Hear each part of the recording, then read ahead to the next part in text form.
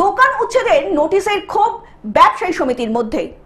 সরকারের পক্ষ থেকে একাধিকবার দোকান উচ্ছেদের নোটিশ পাঠানো হয়েছিল ব্যান্ডেল, ডানলপ এবং ঝাপপুকুর মোড় থেকে হুগলির মোড় পর্যন্ত প্রায় 500-রও বেশি ব্যবসায়ীকে।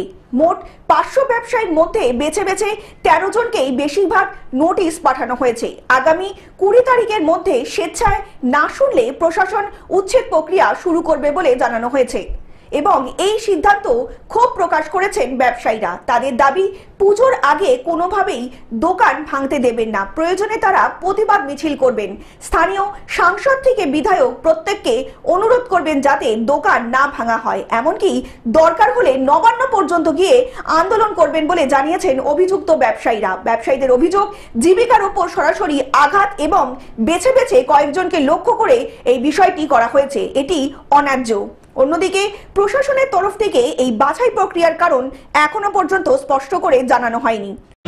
কেন দিয়েছে এর আগে তো ভাঙলে তো সবারই ভাঙবে, ঠিক আছে।